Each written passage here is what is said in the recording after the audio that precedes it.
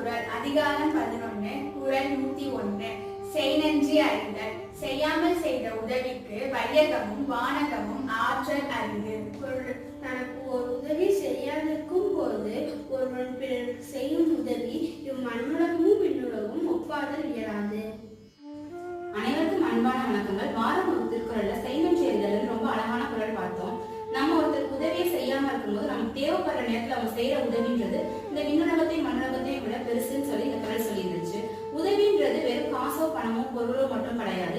தேவைப்படுற நேரத்துல கொடுக்குற சரியான வழிகாட்டுதலும் அன்பான வார்த்தைகளும் கூட உதவிதான்.